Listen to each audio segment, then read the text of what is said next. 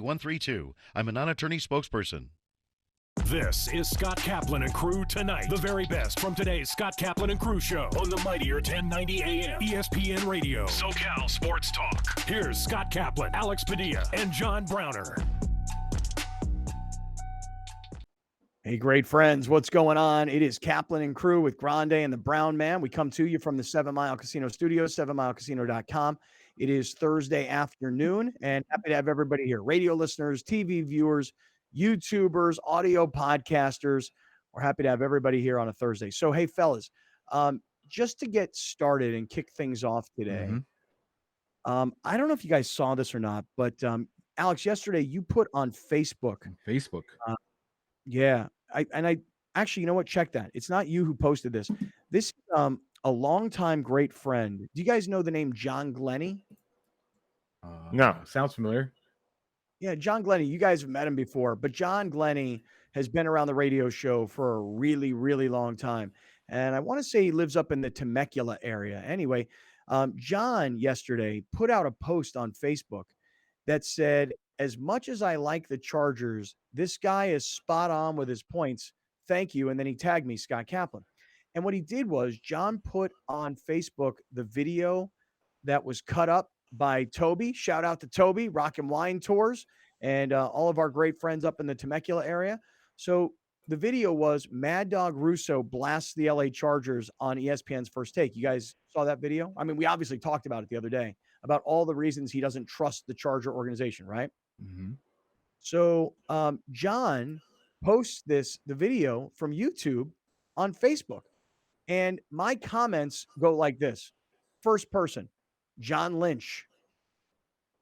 Like the guy who originally owned 1090, the guy who originally owned 690, the guy whose son is the general manager of the 49ers, John Lynch. Facts are facts. The Chargers' winning record under Spanos ownership is under 50%. Yeah. Okay. Next person writes, this is Nick Milliken. Sad truth is that no Chargers owner has ever won a Super Bowl. Still love them, though. Nick goes on to say, hey, John Glennie, it bothers me that one-time supporters, talking about guys like us, hate the Chargers for a 100-mile move. Doesn't make any sense, but oh well, I'm loving the great game day experiences at SoFi Stadium. So the list goes on and on of people commenting here. Curse of Spanos, period. They'll never win as long as he owns, blah, blah, blah. Somebody says, hey, what's the point of this? We've heard it all before. It just occurred to me, though, this guy, Nick Milliken, it bothers him that San Diegans are still upset that the Chargers moved to Los Angeles. I don't really think that's why people are still so upset. I think that it's so much deeper than that. Like for me, I will say this. Out of sight, out of mind. Okay, that's one phrase. Absence makes the heart grow fonder. Not really. Not really. Out of sight, out of mind. Did I use that one? Yeah. I guess my point is that anybody who thinks that like we're still so salty and hurt about all this, it's not because they moved 100 miles away. Shoot, I drive 100 miles up to LA once a week. And now I realize, you know what? It's really not that far. But it wasn't just that they moved 100 miles. It was how the whole thing went down and the way that they turned their back completely on this community. I've said it a million times. If the Chargers would have said to everybody, hey, look, just not going to work out. We have to do this because our business says we have to do this. Listen, are people going to not watch UCLA because they're going to be playing against Ohio State? Nobody's going to be anti-UCLA because they've joined a different conference. If the Chargers would have just said to everybody, we can't do it from a financial perspective, we have no choice, but we have to move, okay? But here's the thing. We're still going to have the blood drive, and we're still going to have charitable things happening in San Diego, and we're going to call ourselves the SoCal Chargers so that we can not just be locked into LA. If they would have done little things like that, I honestly believe those of us who were so hurt and were so anti-Spanos and so, Charger haters the way we are, I think a lot of things probably could have been eased along the way. I don't know. All I know is this. I saw the post from John Glennie. Shout out to you, John. Thanks to everybody who commented there. Thanks for sharing our content from our YouTube page. Appreciate it. But it definitely strikes a nerve. Alex, what do you think about all that? I think I'm very much over talking about why we're still mad or why blah blah, all that stuff. It's irrelevant to me. I mean, it's just a joy to watch them lose every year. It is what it is. Like, I really don't like people that think like, oh, let it go. Like, who cares that they moved? Like, I agree. Who cares? It's done. We don't talk about the move anymore. We talk about their ineptitude that has continued since they've been in San Diego. I mean, that's what I choose to talk about. So people like the dude McMillan or whatever his name was, Nick something, enjoy it. Enjoy being a Charger fan. We'll enjoy being Charger haters. That's just the way it is. Yeah. Yeah. The whole, why are you so upset about them moving 100 miles north? Listen, I got it. I've been to one Charger game. It was the Chargers-Browns game last year. And I get it, man. The stadium is awesome. Other than the PA guy screaming at the top of his lungs, the presentation that the Rams have built that the Chargers get to use is world-class. The Rams PA guy commented on one of our things like a week ago. Yeah, and Sam I was Lagana. like, I was trying to remember. I was like, wait, is he the annoying one that people didn't like, or is the Charger one? It's the Charger guy. Yeah. No, Sam Lagana is a great guy, and he's the voice of the Rams PA, and he's the whose house, Rams house guy. The Charger guy just yells and screams at you, and it's incredibly annoying. But I understand.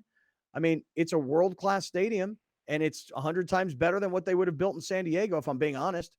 So I understand you loving the game day experience and the video boards and the cool uniforms and the great young quarterback. I get you loving all that. It's not that they moved 100 miles away. It's not even that they moved to Los Angeles. It's all of it. And I don't care anymore. Who cares? It's over. I'm like you, Alex. I just like watching these guys lose. It brings me so much joy and so much pleasure in such a weird, counterintuitive sports fan kind of way. Yeah. I'm preferring to root for somebody to lose rather than rooting for somebody to win. And this is kind of a left turn, but not really.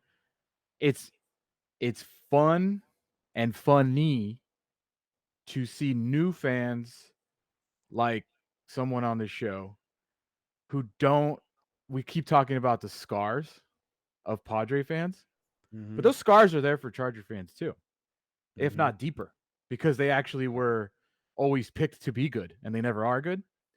But it is funny to me that history continues to repeat itself over and over and over and over and over every single year. And there's a certain group of each fan base that refuses to see what's in front of them. When we are trying to educate on this show, we're trying to help you become less heartbroken every single year. And you guys don't want the free education that this show provides. I don't understand why Charger fans keep coming in our mentions every single time we put something about Charger fans. We're different. We got Herbold. We got this. We got that. We got that. Bro, you've had Herbold for 2 years. You've had the most Pro Bowlers the past 2 years. 0 playoff appearances. The Padres, I said it here and I got ridiculed because they won 2 games or 2 series in the beginning of June. I said the Padres are the kings of April and May. And once that calendar turns, what happens? I don't know why people refuse to listen to what we say, Scott. It is dumbfounding to me that this happens every single year with both Charger fans and Padre fans. Nothing's changing. I am convinced now more than ever. Well, Chargers I always knew. Padres now, I'm just like, bro, I gotta listen to myself sometimes. I gotta listen to myself with the Padres. I gotta get off the wagon at sometimes and just pump the brakes because they're doing it again. Dude, that was a great rant. That was I'm gonna say right now, that may be your greatest rant ever on the show. Thank you.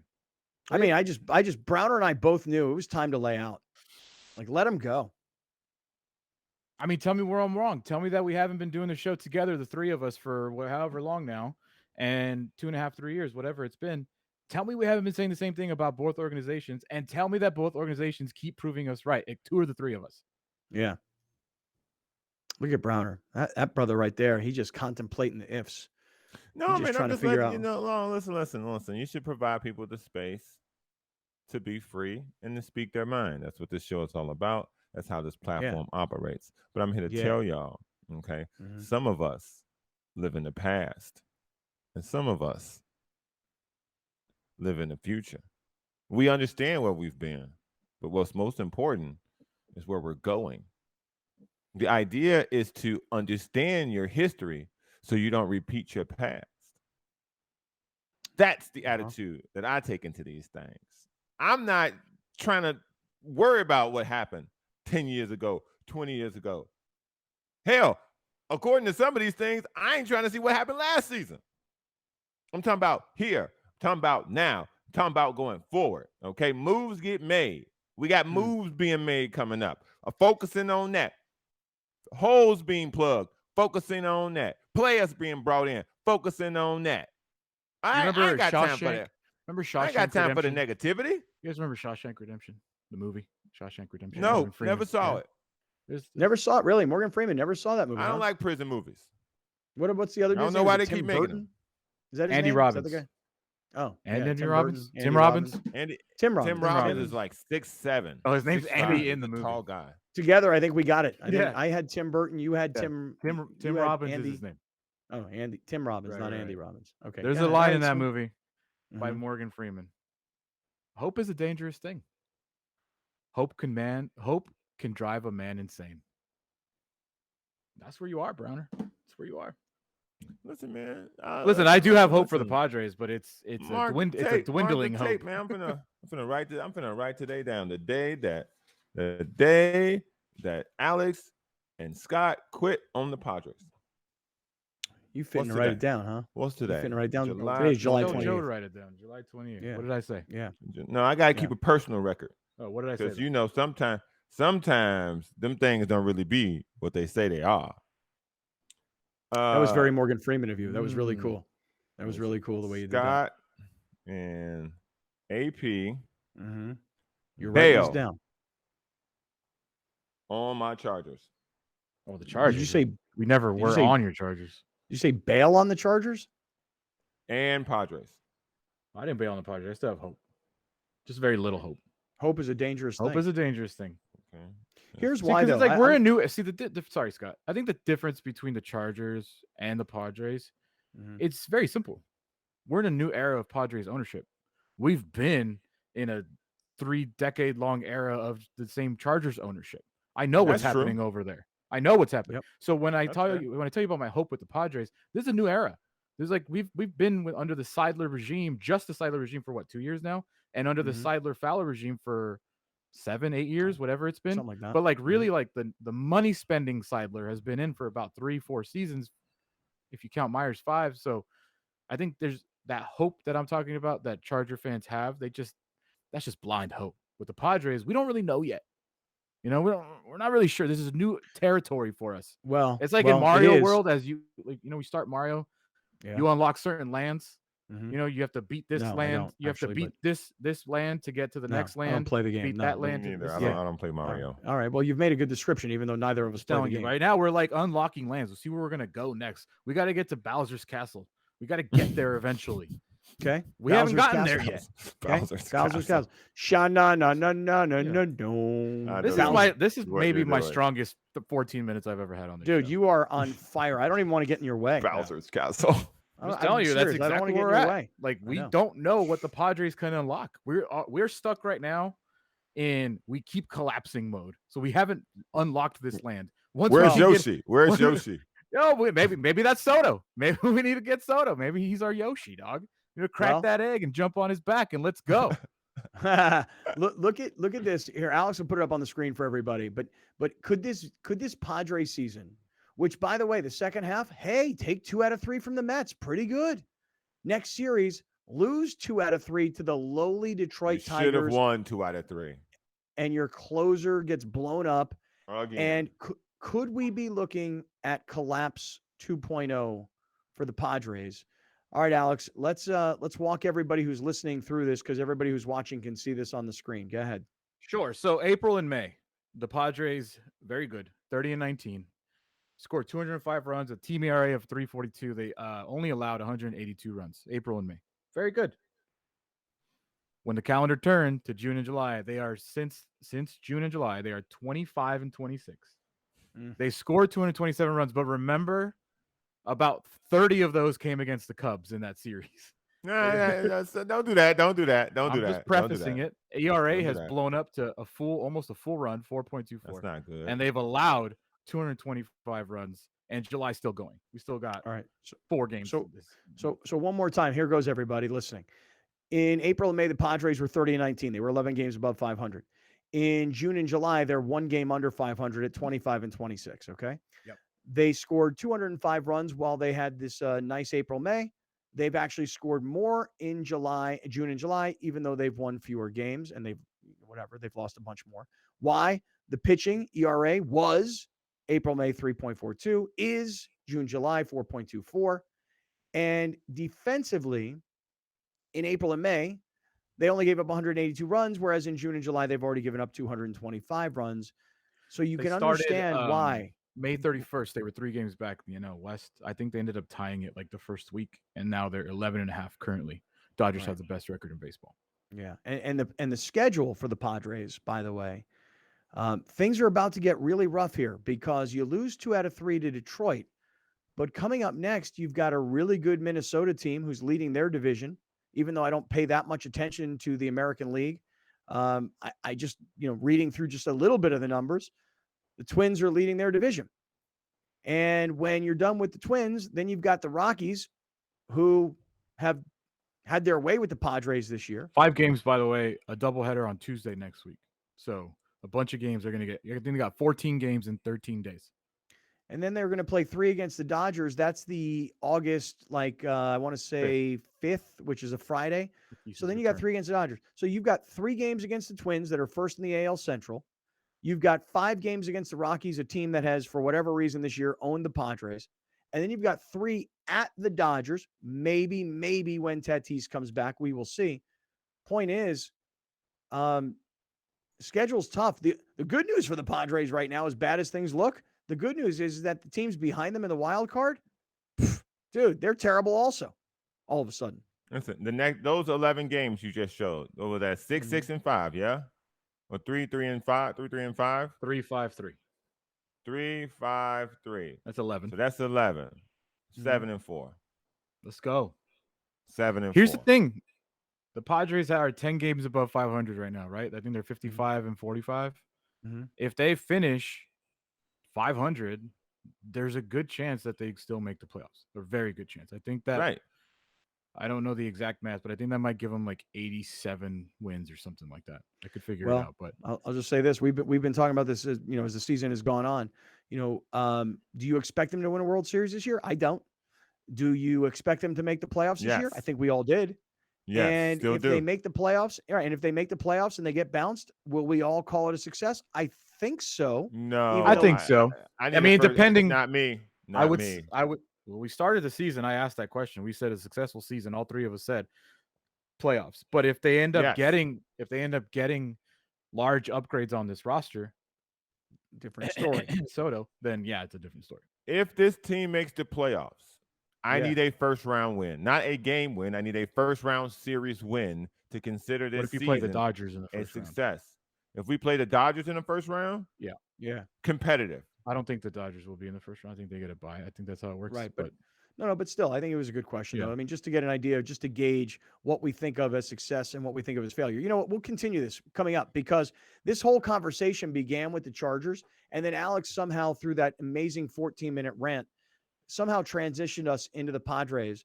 But what's going to be fun about this Charger season this year, especially for guys like us, is how much of a Khalil Mack fan Browner is. Remember how when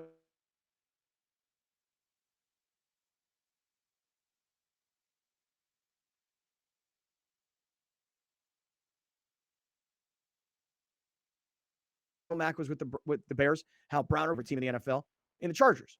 So this is going to be fun. We'll talk about that coming up in just a second. So before we do, I want to send a shout out, if I can here for 1 minute, to our people from 7 Mile Casino. You see them right over my shoulder, 7milecasino.com. I just want to say this about 7 Mile Casino. I've been to pretty much every casino there is in San Diego County over the course of 20 plus years, mostly for remotes or golf events or, casino events, whatever it was. I've been to all of them, concerts. The most convenient place to go if you love playing blackjack and poker is 7 Mile Casino because it's only 7 minutes south of downtown San Diego. A lot of people are there because they're going to ball games, they're going out for, social things in town.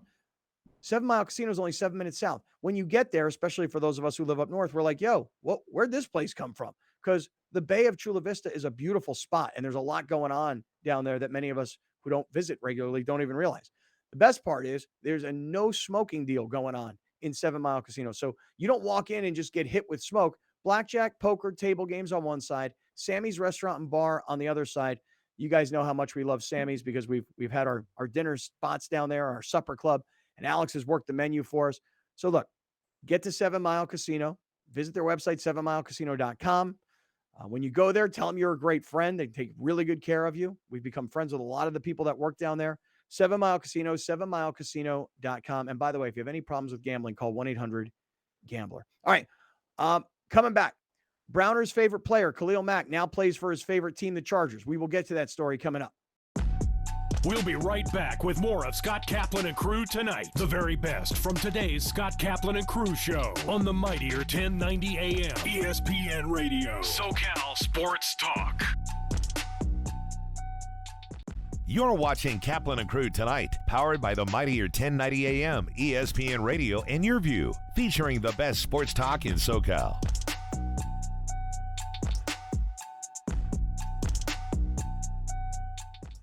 Dominating the SoCal radio airwaves for over 20 years. Join Scott Kaplan, Alex Padilla, and John Browner for Kaplan and Crew every Monday through Friday, 3 to 6 p.m. only on the mightier 1090 ESPN Radio, SoCal Sports Talk, and the mightier1090.com.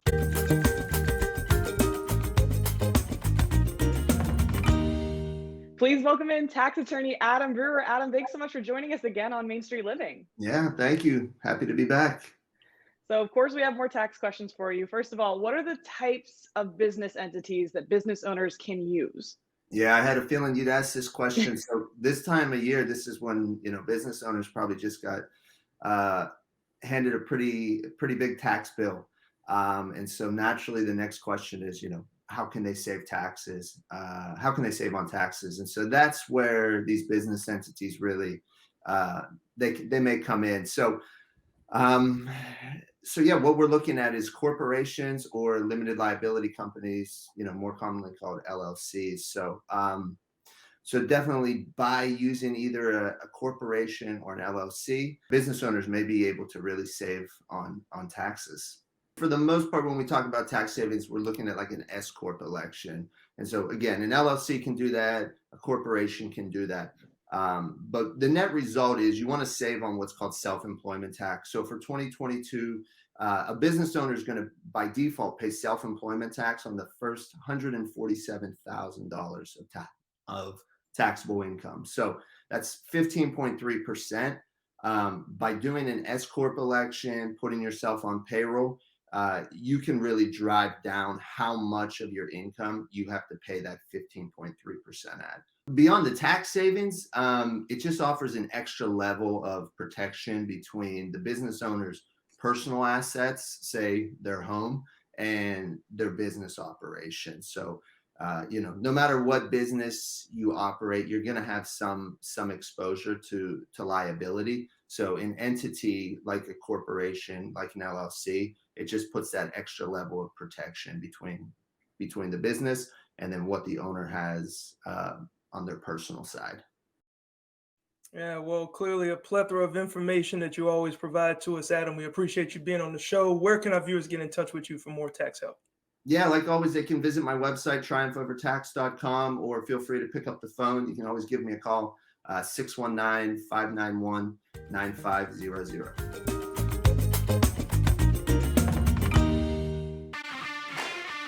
The 2022 San Diego Loyal season continues. Live on Your View and YourView.com. Watch the Orange County SC take on your San Diego Loyal Saturday, July 30th at 7 p.m. Support the San Diego Loyal as they continue their bid for the 2022 USL Championship. Orange County SC versus the San Diego Loyal, Saturday at 7 on Your View. Welcome back. This is Scott Kaplan and Crew Tonight. The very best from today's Scott Kaplan and Crew show on the mightier 1090 AM ESPN Radio. SoCal Sports Talk. Here's Scott Kaplan, John Browner, and Alex Padilla.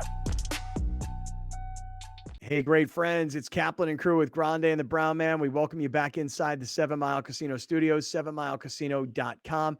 I said that we were going to be chatting today with Chris Reed, who is the actor and San Diego Padre fan, hardcore, man. I'm telling you right now, lives and breathes and dies with every play, every out, every win, every loss. And, Every rumor. Yeah, and so Chris Reed's going to join us here in a second. Now, you guys missed out. I'm going to just say this. I think it was last year. I want to say May of 21. I think it was. That sound about right? May of 21. Chris asked us to come on a fishing trip with him because he grew up in a fishing community and a fishing family. And so Chris asked us to come on a fishing trip, which we did. It was me, Al Long, Bernard, Jeremy. I'm trying to think of who else was with us, but we went out on this boat and we went fishing, and I want to do it again. Alex, you got any pictures? Yeah, I'm trying to pull it up right now. Hey, Chris, good to see you, man. Thanks for coming on the show. How you doing? Oh, it is a privilege to be here, Scott. I'm doing great. It's a lovely Thursday, almost noon. Hey, Chris, here's some pictures, dude. Check it out. This is us last May out fishing. What was the name of the fishing boat we were on that day? Easy to remember, man. That is the San Diego. Yeah, there's me and Jeremy Silverstein. Here's me and Bernard. Bernard showing off his Lakers tattoo.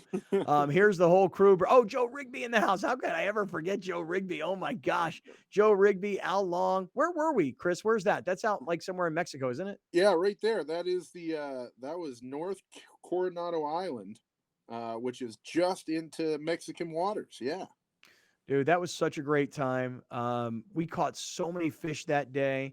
The guys on the boat were so cool because as we were coming in, they were cleaning all the fish, and we all left with bags of fish that I was able to then grill and give out to friends. That was an awesome time. When can we go fishing again? It's what it's all about, man. I got to choose my days with 2 young children, but we have to make it happen. That's all there is to it. Would you just, before we get into some Padres, just your background in the world of fishing here in San Diego? Yeah, so my dad ran a half-day boat out of Mission Bay for near 20 years, then bought his own boat, and along that whole time, buddy. Hey, kiddo. Hey, kids. Hey, kids. On the table. Come here. Come say hi.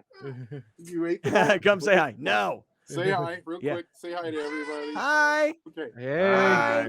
Go watch your movie. I'll be Oh back my in God, there. what a cute kid. I've Oh, got my the goodness. most famous nanny of all time watching him, and she just doesn't do her job. Who's that? Mary Poppins. Mary Poppins not doing her job. That's Yeah. great. That's hilarious. Oh Needs to my get gosh. on it. That is awesome. So yeah, I grew up on those boats. I started cooking when I was like 13 years old, and eventually had my captain's license. Just grew up in the world. It's a real kind of treasure of San Diego that not a lot of people know about. So yeah, can't speak more highly of our fishing. How did you wind up going from a kid growing up in the fishing community and a kid growing up a massive sports fan? How did you wind up becoming an actor? And, I've told everybody, I mean, people remember the role Filthy Phil on Sons of Anarchy, but there's been a lot of others along the way. How'd you get into acting? Well, I kind of started losing my vision sometime around when I turned 13. So I wasn't able to hit baseballs anymore. And then I started playing football, and I found out I don't really like pushing people around or getting pushed around, and I'm not good at it. So I had to figure something else out. Okay. And then how does somebody who wants to get into acting, how'd you get into it? What do you do? I was lucky. I had a public high school teacher named Dennis Hollenbeck, also a huge baseball fan. I hope he enjoys the shout out. Who helped, get me ready for it. And yeah, that's what went down. I was pretty good at it right away. Kind of broke out of my shell. I was kind of a dude who was in the corner all the time. And Then I got out of the corner, started saying words other people wrote. It was easy to me. What was the first acting job you had? My first acting job that I got paid for was with San Diego. Hey, buddy, come on, guys. I'm sorry. I had a little... No, don't worry about it. We like You're watching. fine, We man. like Do your watching thing, you be a man. dad. No, this I feel this is like the BBC reporter who. Yeah, no. had The more natural, the better, dude. Believe me. Yeah, the kids love keep it. running in. Things They about ask for being the at segment. home, you know. Yeah. Yeah. All right. Chris Reed is now fathering. Right. You know, he was in the middle of as explaining. one should when they have children Right. come into the room. Right. He Yeah. was about to explain his first acting job, right? And he's trying to get Mary Poppins to watch his kids. And it's not working. Maybe he needs a more contemporary nanny. Yeah, Coco really. Melon. More modern. Right. Yeah, A more like modern nanny, you know? I don't know. Spider-Man there is and a Friends. modern Mary Poppins, but he likes the older one. Okay. You know. Yeah. So Chris, you were saying your first acting job was what? First, like, little thing was a play in San Diego with San Diego Actors Alliance. My actual real first job was at the La Jolla Playhouse, doing a rad play there called Tobacco Road. Another treasure of San Diego is the La Jolla Playhouse. No They doubt hired about me that. for a couple shows. Mhm. I got an agent. I booked a Sprint commercial, and then Nice. I booked Sons. And then you got Sons of Anarchy, and that role, Sons of Anarchy. I mean, that's kind of like the first big put you on the map kind of a role, right? It's really my only like on the map one, because I was around for a few years, and that's kind of what it takes. You know, you need to be in front of audiences for a while before they kind of absorb your face. And yeah, that was my first TV job, and it was my longest TV job so far. And then right so far, and then because of COVID, I remember we had this conversation. COVID changed a lot of things. Productions weren't happening, et cetera, et cetera. Now that we're kind of on the other side, if you will, what is going on in the world, like your world as an actor looking to try and book more jobs? What where are we at in your life, in your process? It's pretty much back to the same. Like, my audition frequency is at pre-pandemic levels. However, I never leave my house. We do this all the time. Oh, I This heard is how about we this. audition. I heard auditions are now done on like Zoom, right? Yeah, almost exclusively. How do you feel about that? Like, is it easier to be in your home? Like, I'll give you an example. I do radio from my house, and I prefer to do it from my house rather than be in studio. I'm just more comfortable. And I actually think the radio shows go off better when I'm at home rather than when I'm in studio. So I'm just curious, as an actor, is it easy to act in your house in front of a camera and a Zoom, or is it harder? Well, you just saw one of my obstacles. He's about 3 feet tall. Yeah. It's a little bowling ball. Those are special it's mixed, effects. Those man. are special effects. Yeah, we fix it in post when it comes to Yeah. that. I like it and I don't like it. I don't like the commercial auditions where you're on Zoom and there's just like 12 black boxes of silence and one person working with you. Right. That just feels super weird. But I really like my theatrical auditions for TV, movies, because I get to choose my take. I get to choose which one I like. And that's a good thing. Oh, that's cool. Got it. Yeah. Understood. You're like, I liked the way I looked in this one, so I'm going to send this one. Yeah, I just love looking Yeah. at me and choosing which me is Yeah. best. Yeah. Of all the me's, I choose this me. Yeah. Yeah. Yeah. Chris Reed is here, and he is a longtime Padre fan. He's a complete local San Diegan. He is an actor who has, like we were just talking about, Sons of Anarchy, which is a huge credit to his resume. And he's out there Are you hustling wearing, around. are you wearing the City? That's not the City Connect hat, right? This is just a similar color. Yeah, this is one of their spring hats. I just kind of dug it. I like how it popped with. I like to wear light colors, and most of the Padre stuff does better with dark. Yeah. Pretty funny because it kind of looks like the Charger powder blue and I the know. Charger yellow with the Padre Bulked up, logo. baby. With the Padre logo. Are you? Yeah. Yeah, Browner here is a Padre or a Charger hunk, and me and Alex are Charger haters.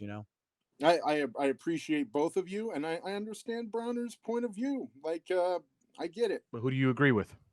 What's that? Who do you agree Oh, with? I agree with Scott and Alex. I Yeah, think, there you go. I Thank you. I left the NFL completely behind. Just done. Oh wow.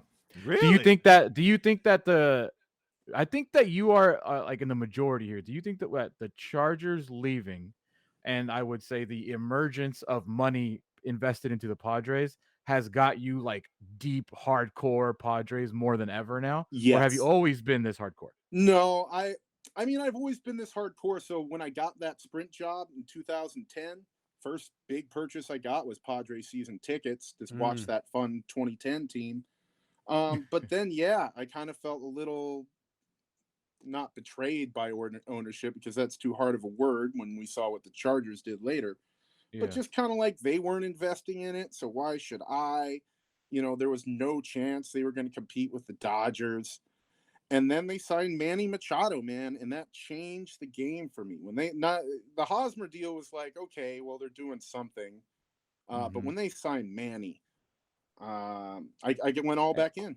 Wow. Yeah, and then you see that number too, right? You see the number 300 million and the Padres, you're like, Twilight Zone. Exactly. That was just the feeling, and it was just this feeling of excitement and newness. It was almost like getting to have a new franchise that you already identify with. Yeah, yeah. Well, let's talk about what's going on, because Chris does a lot on his Twitter to kind of break down and analyze and add commentary to what's going on with the Padres. Let me throw it to you this way. You win 2 out of 3 coming out of the All-Star break against the Mets, and everybody's like, you see, man, I'm telling you, we got it. And then you lose 2 out of 3 to the Detroit Tigers, and you're like, what the hell, man? We're about to go into collapse 2.0. You look at the schedule ahead, you've got Minnesota, who's a first-place team. You've got Colorado, who has owned the Padres. And then you're going to find yourself in a series at the Dodgers, which I know a lot of people are hoping that's when Fernando Tatis is able to come back. But the schedule is not easy. The good news is that, you know, the teams in the wild card chase have not been playing very well, but the division seems like it's long gone. So that's a very, very long-winded way of just setting you up, Chris. What do you think about where we are here in the Padres season? I'm happy in general with the record. You know, they outperformed in June and in May so well that's got a little bit of equity for me. I really wanted to see them do better against the Tigers. One thing I had talked about, going back to the I like to look at me on the Twitter videos, is the Padres had struggled against teams that slug all year. That wasn't something new. But then they went to Detroit, who are dead last in it, and gave up 2 or 3. So it's disappointing. They have to do better against the NL West. Otherwise, they're going to see some of these teams like that are behind them in the wild card race start to catch up. So I've been talking to Browner here, and I've been trying to tell him, like, this team needs a lot. Obviously, the big shiny object that everybody wants, myself included, is Juan Soto, obviously. But when you look at this team, what do they need the most? Right now, they need what Trevor Rogers brought to them in the second or third game of the season whenever he showed up. Now, that's not the same guy, so we need somebody else. They need a closer. They need somebody who's not going to blow 7 saves. I feel for the guy. He was great earlier in the year, but something's dropped off. You know, Saris did a thing on his horizontal and verticals moving around. So right now, for them to compete, to be the team that they were in May and June, they need a closer. But for them to be a team that matches up against the Dodgers and the Yankees and the Astros, I think there's only one guy. We all know who that guy is. I think we all are kind of getting what you're saying here. You even had a trade proposal on your Twitter. I did. You were like, did you make that graphic? I'm gonna pull it up. Did you make that graphic yourself? I did. So you came up. I'm gonna pull it up for everybody. That's my content. Hey, your content now works for you on Twitter. It works for you on our radio show. Works for you on our YouTube. Works for you on our TV show. So, all right, this is quite a graphic you've created. Let's go through your trade proposal here. This is my absolute favorite trade proposal I've ever seen. So, Chris, you want the Padres to get Juan Soto. I think Corbin would just be the throw-in piece, maybe for salary, I'm assuming, on that, because he's awful this year. Exactly. And we get rid of our fans' biggest psychological impairment, which plays first base. The Haas and the Corbin move is a little bit of cancel each other out. Yeah, your trash for our trash. Right. So for those people that are listening on radio, you want Juan Soto and Patrick Corbin. And the Nats, in return, would get C.J. Abrams, Trent Grisham, Love Mackenzie him. Gore, Eric Hosmer, James Ward, Jackson Merrill, and my favorite, 15 Jack in the Box locations. And that's Nice. really the clutch because there's no Jack in the Box presence on the East Coast. We give up 15 Southern California premium locations. All of a sudden, the Nationals got just a huge revenue generator. Oh, They yeah. can have Jumbo Jacks are delicious on their play-by-play. Mm-hmm. Two It just tacos. works. It fits. Nice. Hey, Chris, have you, so you like us, well, you want to get rid of Eric Hosmer, right? I am not as harsh on Eric Hosmer as most folks. I think he's like a substandard first baseman. But It just makes me crazy that the guy's on the wrong side of first base. It makes me nuts when he tries to backhand a ball that should be a routine ground ball. Makes me nuts when he goes to the wrong place with the ball because he's not thinking about where the ball should go. He makes me nuts because he's made so much money. He's got such a resume, and I just don't understand how this guy was ever a Gold Glove first baseman. Alex, you should show Chris our website. You should maybe consider this. Oh, he's not going to Well, like this let's show it to him. Let's see what he thinks. Okay. Chris Reed is here. Chris Reed is a great actor, and he is an even greater Padre fan, very frankly. And Chris, what just real quick while Alex is pulling this up, what is your Twitter handle so people can follow all of your commentary on the Padres? Chris Reed 619. Pretty easy. Chris Reed 619. It's REED. Just so you know. Right. Here's the merch on our website. You like this? The Trade That Man T-shirt? I love that one. Although if you wait much longer, you're gonna have to make DFA that man. Yeah, let's do it. DFA that man. Okay, you like the Trade That Man T-shirt for Hosmer. Let us show you another one. Tell us what you think about this because we've been having a season-long debate. Here's another T-shirt that we made, part of our merch shop, and it's called the Pay That Man T-shirt. This is for Joe Musgrove. What do you think about paying Joe Musgrove? If you go back over my feed, it has been like since the start of the season. I want to say maybe since his second start. I've been saying it's one way for the Padres to instantly inject, some real fuel into their fan base. It's an easy, no-brainer decision. The dude's a San Diego guy. We keep watching them send San Diego guys elsewhere. I want him on my team for the next 7-8 years. I want to see what he matures into. I want to see if he becomes this crafty dude dealing sliders and sinkers all over the place at 35. I want to be on Joe Musgrove's ride, man. You concerned at all? Like early in the season, we were all bullish on Musgrove. Tailed off a little here now.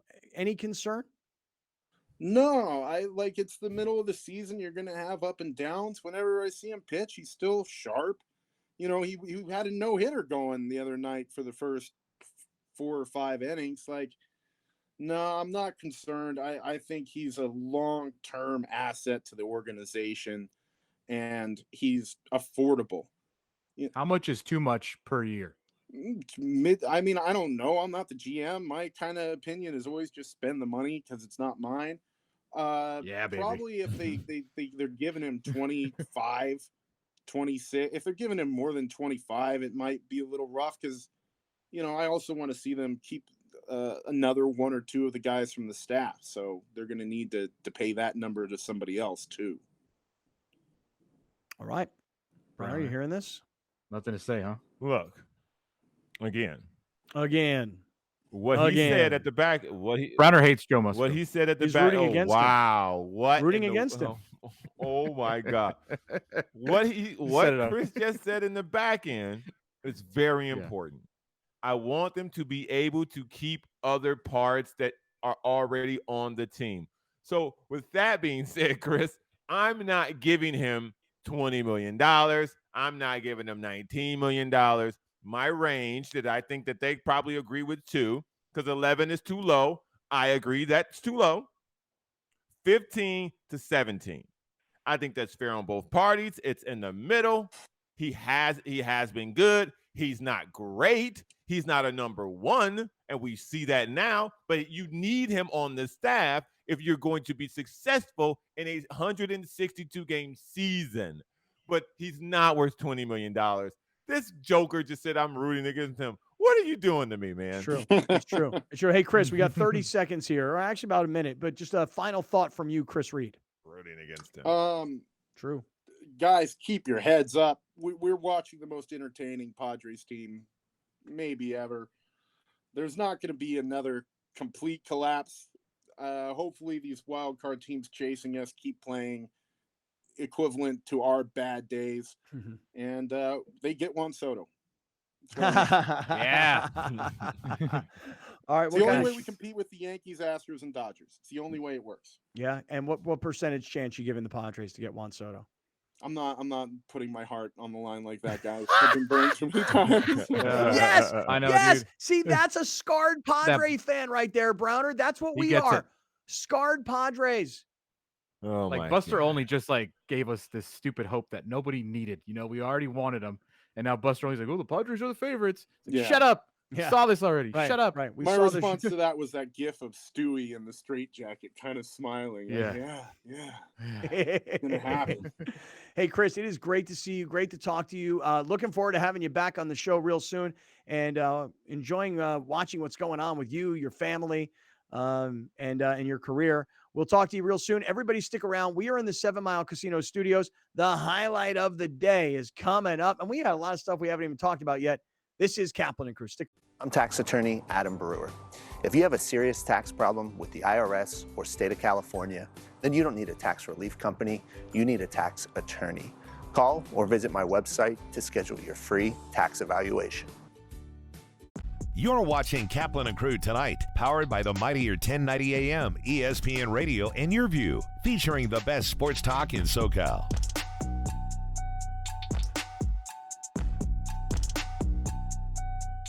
Locally owned and operated, not some bland, uninspired, corporate, cookie-cutter radio station crap. We simply say to those stations, Q. The mightier 1090 ESPN Radio, SoCal Sports Talk. I'm tax attorney Adam Brewer. If you have a serious tax problem with the IRS or state of California, then you don't need a tax relief company, you need a tax attorney. Call or visit my website to schedule your free tax evaluation.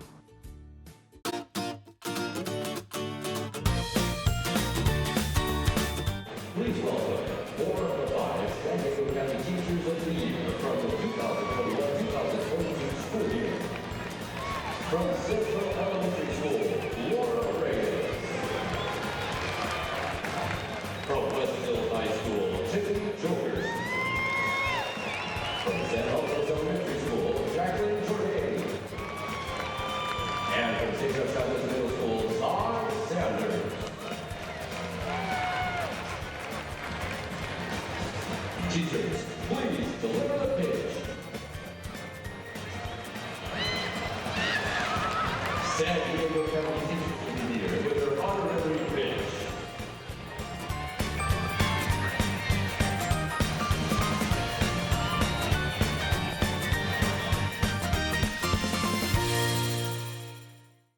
I thought I was okay. I had a degree, I had work experience. I should be able to provide for my kids. But they're just things that you don't plan on in life. My husband got laid off, and we are a family of 5. My mom was diagnosed with stage 4 cancer. I would ask the doctors, what can I do? And they would just say, just make sure she's eating. Our lives just changed completely. Thank God that we always had a plate of food.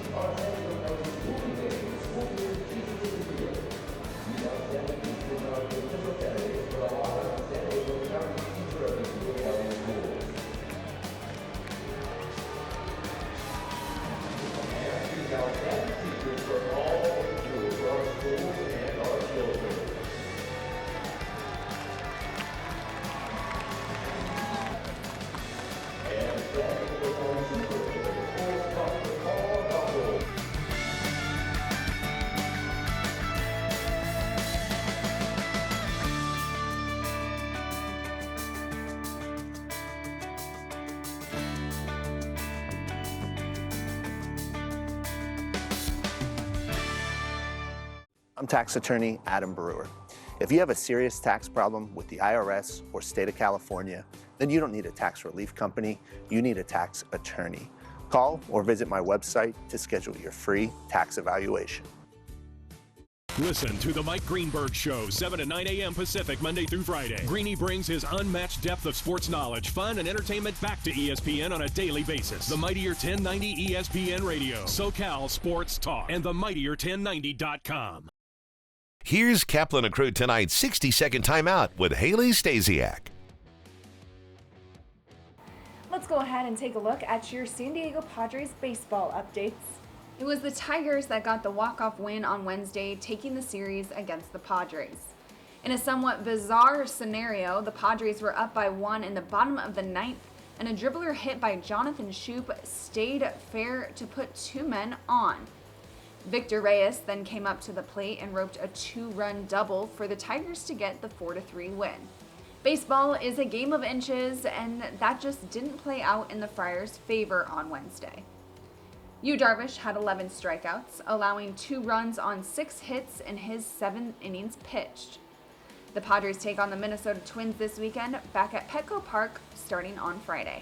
That's your 60-second timeout. Now back to more Kaplan and Crew tonight. Kaplan and Crew tonight's 60-second timeout is presented by Your View.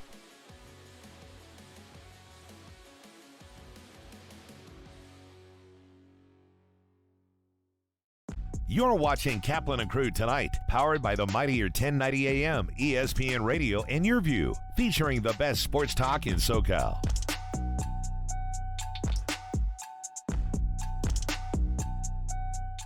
What's going on to all the great friends that watch the show on television here on Cox Your View? What you're about to see will never be heard on radio, won't be seen on YouTube, no audio podcast. This is just for you here on Cox Your View. Hey to all the great friends out there that watch on Cox Your View. You might be in San Diego, Orange County, LA, Santa Barbara. We're happy to have everybody here. What we love to do in this time is it's a Cox exclusive. This is stuff you're only going to see here on Cox. Not going to hear this on radio on 1090. Not going to see it on our YouTube channel. Not going to hear it on any of the audio podcast platforms. This is just for you guys that watch on Cox Your View. A really big show coming to the Scottish Rites Event Center in Mission Valley in San Diego. If you love trading sports memorabilia or buying or selling, this is going to be the place for you. It's coming up on August 6th and 7th. And here's the guy running the entire operation. Here's Joe Oliveri, known to his friends as Joe O from SD Collectibles, who's running this show. Hey, Joe, how you doing, man? I'm doing great. Thanks for having me on, Scott. Always a pleasure. Yeah, my pleasure, man. Let's talk about this. Tell us about why people need to know about your show, SD Collectibles, on August 6th and 7th. Well, we have a great show coming up August 6th and 7th at the Scottish Rite Event Center, like you had mentioned, right there in Mission Valley. We have over 130 tables that'll be at this show. We also have Paul Lowe signing autographs on Saturday. We have Steve Garvey and Raleigh Fingers, which will be there on Sunday doing in-person autographs. We just have a really great collection of some of the biggest and best of the community, the card collecting community, coming out there August 6th and 7th, showing their cards, showing their collectibles. There'll be a lot of memorabilia out there. And really what we look at it as is something for every collector. Yeah, when you say every collector, is it, from what I understand and looking at the website, sdcollectibles.com, it's not just purely sports cards. Is that right? That's correct, Scott. We have sports cards, memorabilia, autographed items, quite a few unique autographed items and memorabilia. But we also have Pokemon, a large selection of Pokemon, Yu-Gi-Oh!, Magic the Gathering. There'll be vendors there that have comic books. As I mentioned, there's several autograph signers that will be there. We also have JSA, which will be on site for both Saturday and Sunday, doing in-person authentication, same-day services. Well, that's awesome because for me, the one thing I know I'm most interested in, and I know a lot of people who are watching right now have the same thing. If you've got a piece of sports memorabilia that you are willing to part with, but you don't have authentication, like I have this Marshall Faulk football, the year that he broke the record where he was over 1,000 yards rushing and receiving for the Rams in 2000. I've also got this basketball sitting right here that is signed by every Los Angeles Laker of the 2002 World Championship team. So Shaq, Kobe, Phil Jackson. I don't really honestly know if they're authentic. I think they are. It's just I don't have the paperwork. So I can bring this stuff to your show and get it authenticated on site. Is that right? That's correct. You can bring your autographed items, whether it's memorabilia such as those basketballs, footballs, baseballs, bats, cards, photos. You can bring them right to the show Saturday or Sunday. Stop by the JSA booth. Chris would be happy to help you there. He'll be on site with his team, and they can authenticate different items that you have that have autographs so that you can find out, one, if it's real, and two, it just gives it that much more value when it is authenticated. What if I get it authenticated and I want to sell it? Is there a way for a private person like myself? I say private, I mean, like, I'm not in the business. Can I sell this stuff? Yeah, you sure can. There's a couple different ways to do that. I mean, obviously, there's some online ways to do that take a lot of time and a whole different set of really procedures. But one of the great things that you can do, we have tables available and we have options for everyone. We do have some vendor tables available, 6, 8, and 12-foot tables. You can bring your items down there to sell. You can bring your cards, your memorabilia, and so on. If you have some memorabilia items like you're showing there, Scott, you can get them authenticated right at JSA, bring them over to your table, and you can put them out there for all of the attendees to see and see if you can make a deal on selling it or possibly trading it for something that you have a little more interest in. All right. Well, while you're talking, I know Alex is putting up on the screen for everybody the website. It's sdcollectibles.com, sdcollectibles.com. Information about where, when, who's going to be there signing autographs, how you can get authenticated, how you can buy a table and space if you want to sell your own collection. Joe, this is going to be a fun show. This is going to be really cool. Give us any final thoughts, things you need people to know before you roll. Well, one of the great things is it's a family-friendly event. When you come to our shows, you'll see a lot of people, both the parents and the kids, showing them around because there's something for everyone. There's bargain boxes of cards that are anywhere from 50 cents to $1 up. And then if you're one of those bigger collectors that likes to find those unique cards, maybe those graded cards, those Gem Mint 10, there's going to be thousands and thousands of those on display, as well as what's called the trading card game, the TCG, with Pokemon, Yu-Gi-Oh, Magic, and so on, comic books, as I mentioned, autographed memorabilia and such. If I could give a special thank you to some of those in our community that have helped support our event. Stacked Packs, big supporter and sponsor of our event. Poke Familia, J-Lo Collectibles, SD Sportsmen, and OC Dugout. Those folks really helped support our event, and they'll be at the show. So if you have an opportunity to come out and attend, come by and say hello to those folks that have vendor tables set up. Joe, it sounds like it's going to be a great event on August 6th and 7th. The website is SD Collectibles, and we'll see you down there. Thanks, Joe. Thank you. If you're going to count yourself as a fan of this radio station, you'll need to continuously ask yourself one basic question. Am I listening enough? Pro tip, wives are not a good source for input on this. This is the Mightier 1090 AM ESPN Radio. I'm tax attorney Adam Brewer. If you have a serious tax problem with the IRS or state of California, then you don't need a tax relief company, you need a tax attorney. Call or visit my website to schedule your free tax evaluation.